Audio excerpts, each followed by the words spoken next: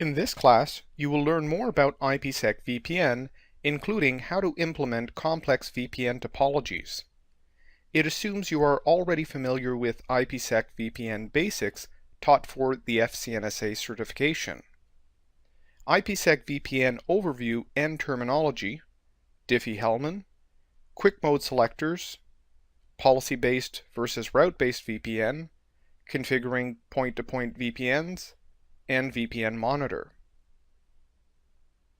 In this class, we will teach main mode, aggressive mode, NAT Transversal, extended authentication, VPN topologies, dial-up VPNs, IKE mode configuration, and redundant VPNs. We'll also learn how to troubleshoot IPsec VPN tunnels.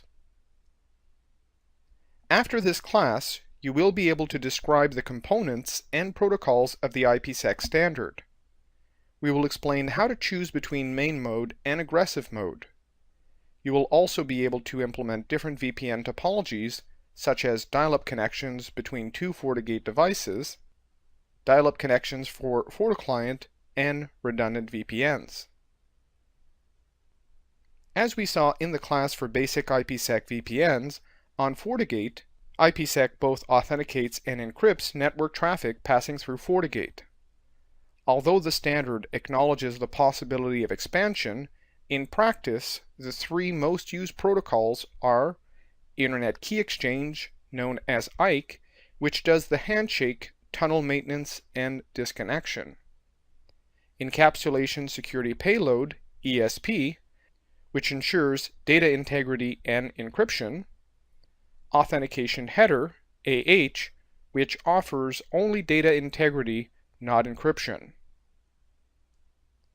Each tunnel uses either ESP or AH to act as the transport for the packet payload. However, FortiGate and most other vendors' IPsec devices only use ESP, not AH. This is because, in practice, people who make the effort to deploy a VPN want not just data integrity, but privacy. Since we'll expand first on IKE, let's review a little about the key exchange, which uses port UDP 500, and if NAT-T is enabled, UDP port 4500. IKE is the first step of establishing an IPsec VPN tunnel. FortiGate uses it to negotiate with the client and determine the security association, known as an SA, the authentication, keys, and settings that will be used to encrypt and decrypt that client's packets. It is based on the Internet Security Association and Key Management Protocol, known as ISA-KMP. Each SA is direction specific, so in two-way traffic, there are two SAs per tunnel. As explained during the basic IPsec VPN class, IKE defines two phases. In phase 1, there are two possible negotiation methods, main mode and aggressive mode. Phase 2 only has quick mode. So now, let's study the differences between main mode and aggressive mode. This shows main mode. 6 packets are exchanged.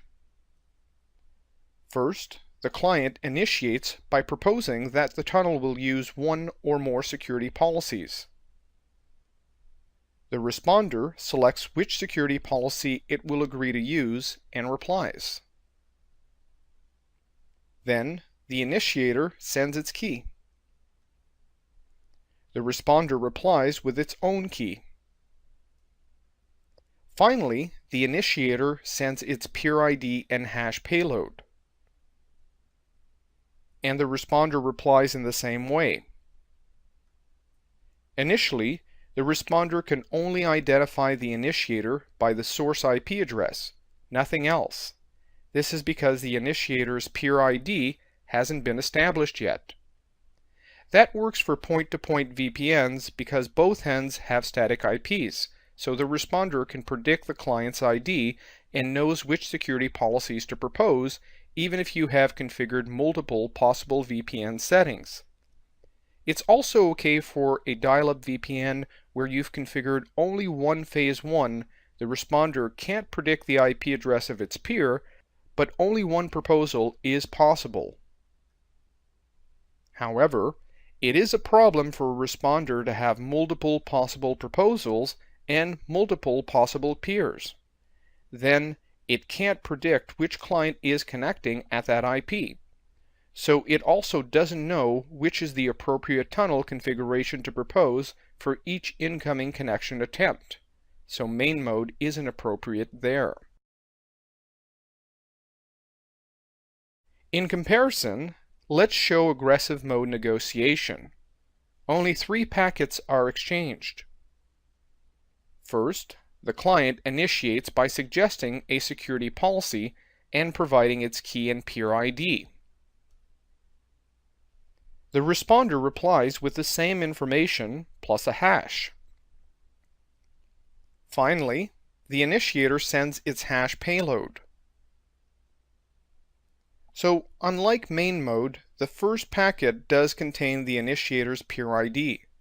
Therefore, the responder can use this ID and not only the source IP address to know who the peer is and which security policy to use.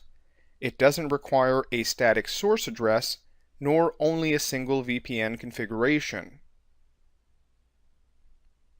IPsec Phase 1 has more options that we didn't discuss during the basic IPsec VPN class. After FortiGate completes the key exchange, it will apply ESP to encrypt packets. Before we mentioned that ESP is IP protocol 50, not UDP protocol 17, nor TCP protocol 6. Unlike TCP and UDP, ESP doesn't have source or destination port numbers.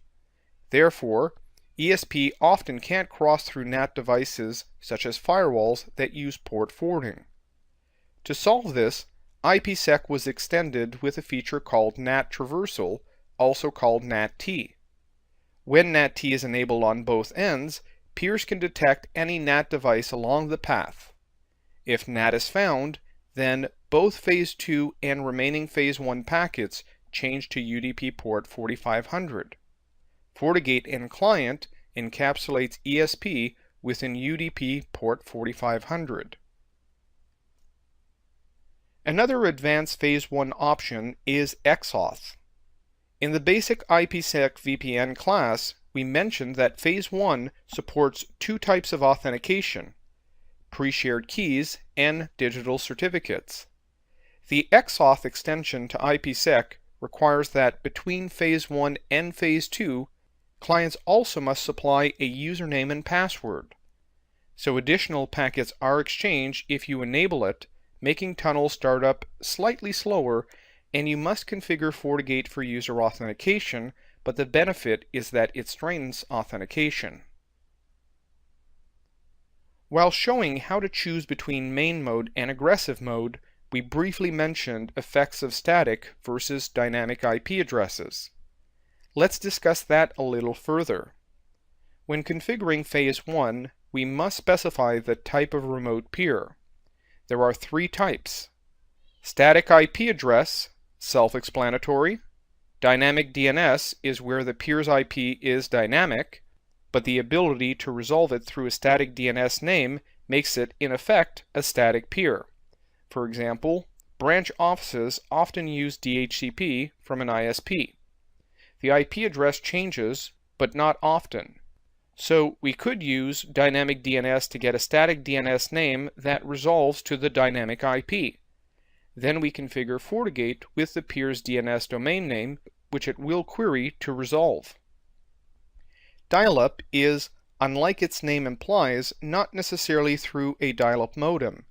It's where the peer's IP is dynamic, but there is no dynamic DNS. This is often true for branch offices, satellite campuses, and FortiClient VPN clients. Can these peers ever receive a VPN connection request? No, because they are a moving target, and unlike dynamic DNS peers, there is no way to find their current location on the IP network. Now that we've seen some effects of dynamic versus static IP addresses on configuration, let's expand and see possible topologies with those. There are 5 types: point-to-point, dial-up, hub-and-spoke, full mesh, partial mesh. Point-to-point VPNs are simplest. Two peers basically communicate directly. This topology and how to configure it was covered in the basic IPSec VPN class. Now let's see the other 4 topologies. First, here is a dial-up VPN. Its geometry is simple. Dial-up VPN is used when you don't know where the remote peer will be connecting from, such as with traveling employees with FortiClient on their laptops. Unlike site-to-site VPNs, one dial-up VPN configuration on your FortiGate can be used for multiple IPsec tunnels with many remote offices or users. Hence its other name, point-to-multipoint. Keep in mind that in dial-up, the client's IP is dynamic, so FortiGate can't predict where it will be. That means that FortiGate cannot initiate the VPN, only the remote peer can. One point-to-multipoint topology variation is called hub-and-spoke. Its name describes how all clients connect through a central hub, similar to how spokes connect to hubs on wheels. In this example, the clients, spokes, are each branch office's FortiGate. For any branch office to reach another, its traffic must pass through headquarters. An advantage of this topology is that the VPN configuration and firewall policies are easily managed. They exist mostly on the central FortiGate. System requirements are also minimal for the branch office FortiGates, since each only needs to maintain 1 tunnel, 2 SAs. In total, only 4 tunnels, 8 SAs are required. A disadvantage is that especially if headquarters is physically distant, like it can be for global companies, communications between branch offices through headquarters will be much slower than a direct connection. If your headquarters is in Brazil and you have offices in Japan and Germany, latency can be very significant. If the FortiGate at HQ fails, VPN failure will be company-wide. Also, the FortiGate at headquarters must be much more powerful. It must be able to handle 4 tunnels simultaneously, 8 SAs. So what would a topology look like if some or all branch offices could bypass headquarters and connect directly to each other? These are meshed VPNs. 2 variants exist. Full mesh connects every location to every other. Here, like the previous hub-and-spoke example, there are only 5 locations. But to fully interconnect, every FortiGate requires 4 VPN tunnels, 8 SAs to the others. This is 3 more tunnels per FortiGate than most FortiGates in hub-and-spoke. In total, 20 different VPN tunnels are required, not 4. If you expand to 6 locations, it would require 30 VPNs, 7 locations would need 42, and so on. So this topology's advantage is that it causes less latency and requires much less headquarter bandwidth than hub-and-spoke. But its disadvantages is that every FortiGate must be more powerful than the average FortiGate in hub-and-spoke. Partial mesh attempts to compromise between the 2 advantages and disadvantages, minimizing required resources but also keeping latency to reasonable levels. Partial mesh can be appropriate if communication is not required between every location. However, notice that each FortiGate's configuration is still much more complex than hub-and-spoke. Routing especially may require extensive planning. So generally, the more locations you have, hub-and-spoke will be cheaper but slower than a mesh topology. Mesh will place less strain on the central location and be more fault tolerant but more expensive. To review, here is a quick comparison. Each topology has its benefits and trade-offs, so you should choose the one that is the most appropriate to your situation. Now that we've shown the topological differences, let's look at how these are configured. Before we said that hub and spoke, full mesh, and partial mesh can be built using a combination of point-to-point and point-to-multipoint VPNs. Point-to-point configuration was shown in the basic IPsec VPN class, and dynamic DNS is a slight modification of that. So let's configure point-to-multipoint called dial-up VPN on the GUI. Notice that the steps are the same. What is different? The settings. For each peer, we must first configure phase 1, second, configure at least one phase 2. In this topology, you can have multiple corresponding to the multiple peers.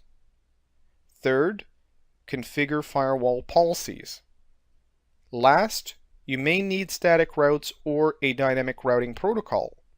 That way, once a peer joins the VPN and receives their virtual IP, its traffic can be routed through the VPNs.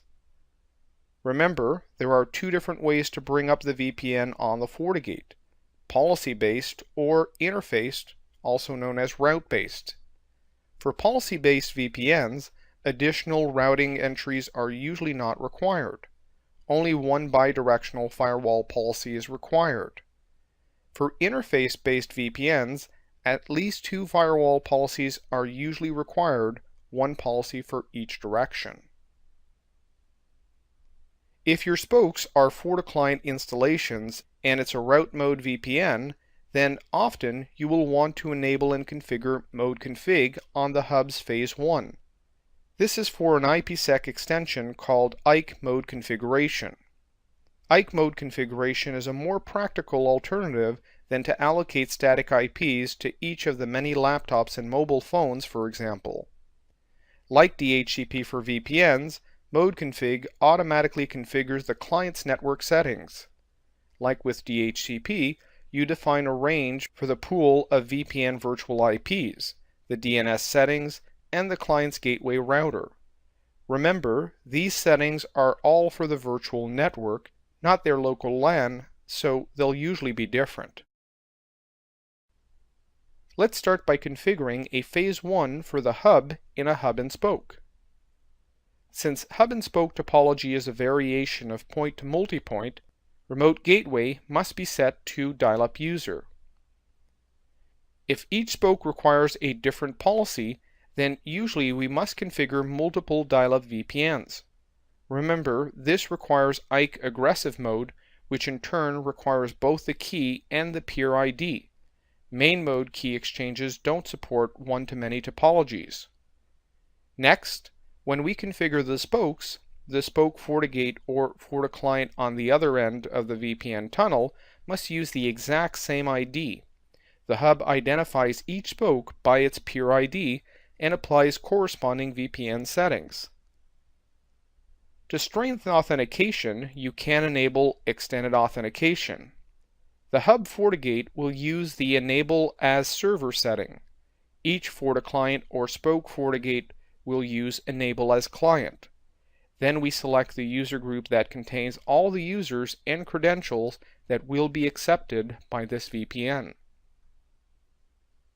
NAT Transversal should be enabled if your spokes are mobile dial-up users because they are usually behind NAT at airport terminals, home routers, and hotel firewalls. In this case, you'll often want to enable mode config too. Lastly, on the hub, configure phase 2. Usually, the quick mode selector is 0.0.0.0/0 for both source and destination. This matches any connecting IP. Next, let's configure a spoke. This is phase 1. First, specify whether the hub for this spoke is using a static IP or dynamic DNS. If the mode is set to aggressive, then in the local ID, enter the name that this spoke will use to identify itself to the hub. This ID must match the one that we configured on the hub. If you enable XAuth on the hub, you must enable XAuth on the spoke too and configure the username and password. Finally, this is the spokes phase 2. For the quick mode selectors, the source address must be the hub's internal network. For interface-based VPNs, the hub will automatically add a static route to the subnet from the spokes IP immediately after the VPN is established. That way, you don't need to manually configure the hub FortiGate with all static routes for each spoke. The destination also must be the hub's local network, but unlike the source network, for this, you must manually add a static route to this network on the hub FortiGate. It's not added automatically. Note that unlike with point-to-point VPNs, the quick mode selectors for point-to-multipoint do not need to mirror each other. If your clients are FortiClient, there are simpler alternatives to configure your spokes. On FortiGate's GUI, in the IPSec VPN area, there is a FortiClient VPN configuration wizard. Just enter basic settings such as authentication method, pre-shared key, user group for extended authentication, and IP setting, or mode config. The wizard creates both phase 1 and phase 2. It's interface-based and uses aggressive mode, XAuth, and mode config. Note, though, that the wizard doesn't apply it to a firewall policy. It doesn't add a static route either, so remember to do that after using the wizard. We mentioned briefly that hub and spoke is inherently not fault tolerant. If the hub fails, then all VPN tunnels are down. How can you make your hub and spoke IPsec VPN more resilient? Provide a second ISP connection to your hub and configure 2 interface-based VPNs. If the primary VPN fails, another tunnel can be used instead. 2 types of redundant VPNs exist. Partially redundant, on one peer, usually the hub, where a backup ISP is available if the main ISP is down. Each VPN terminates on different physical ports. That way, FortiGate can use an alternative VPN if, for example, ISP1 or WAN1 fails. But on the other peer, usually the spokes, both VPNs terminate on the same physical port, so the spoke is not fault tolerant. Fully redundant, both peers terminate their VPNs on different physical ports, so both hub and spoke are fault tolerant. So how can we configure a partially or fully redundant VPN? First, create one interface-based phase 1 for each path, one phase 1 for the primary VPN, and one for the backup. Enable dead peer detection, DPD, so that FortiGate will detect when the VPN tunnel to its peer is down and switch to route traffic through the backup VPN. Create a phase 2 also. Because they are interface-based VPNs, we must add at least one static route per VPN. Routes for the primary VPN must have a smaller distance than the backup. This causes FortiGate to use the primary VPN while it's available. If the primary VPN fails, then FortiGate automatically adds the backup routes, which have a slightly larger distance and wouldn't otherwise be used, to the routing table. Alternatively, by the way, we could use a dynamic routing protocol such as OSPF or BGP. Finally, configure firewall policies to allow traffic through both the primary and the backup VPNs. Since these are interface-based VPNs, at least 2 firewall policies are required per VPN, one for each direction. As you can see, IPsec VPN configurations can be very complex. What is the best way to solve problems? When troubleshooting, look for setting mismatches first. Most connection failures are due to misconfiguration. Is a route missing? Is a firewall policy missing or blocking the traffic? Are VPN settings mismatched?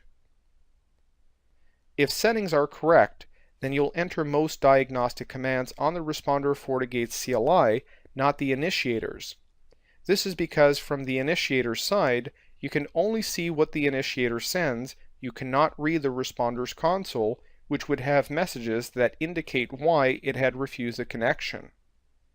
In comparison, the responder can see both the initiating packet and the responder's own decision and response, if any. If both sides of the VPN can reach each other to bring the tunnel up, then look for routing problems within the virtual network.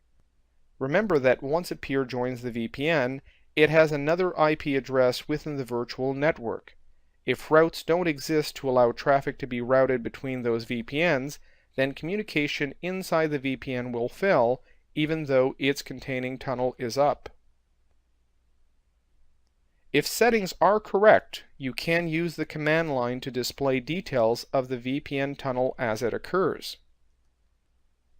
Run diag debug reset before and after each diagnostic session to reset and enable other IPsec diagnostic commands. They don't usually significantly impact the CPU. However, you should always disable them after finishing the troubleshooting because logging out will not stop a diagnostic command. The filter command restricts debug logging to IPsec traffic from a specific remote peer. There are many different filter options. If the problem is a tunnel that is not coming up, you should filter based on the initiator's IP address. After the filter is set up, you enable the IKE application debug with the value 255 to see all output. The output from the debug command is extensive. It details phase 1 and 2 negotiations. We will not show the whole output here, but the next two slides will show the most important messages you should see if everything is okay. This shows some output for a successful phase 1 negotiation using main mode. The first line shows the arrival of a VPN connection attempt from the IP address 172.20.187.114. The third line shows that the packet received was the first main mode packet. A bit later, the debug shows that FortiGate accepted the SA proposal from the remote peer. It shows the name of the phase 1 that matches the proposal. In this case, it's the name remote. FortiGate replies to the first main mode packet, then the second main mode packet arrives. FortiGate replies again, and the third main mode packet is received. After finishing negotiation, the output will display two messages. They indicate that the key exchange was successful and SA was established. Let's see what is displayed during the phase 2 negotiation. Again, the output is much longer than this. The slide only shows a sample of some parts of that output. The first line announces the arrival of the first quick mode packet. The second line shows the quick mode selector proposed by the remote peer. In this case, it is 0.0.0.0/0 for both the source and destination. Some lines below, the debug displays the quick mode selector that was successfully negotiated between both peers. The last two lines finally show that the tunnel is up and that the phase 2 SA is established. If there are any problems in the establishment of either the phase 1 or phase 2, the output to the console shows the problem. If the tunnel is up but the traffic is not passing through the VPN, we can use diag debug flow CLI command to troubleshoot. This will display step by step what each FortiGate module does with each packet.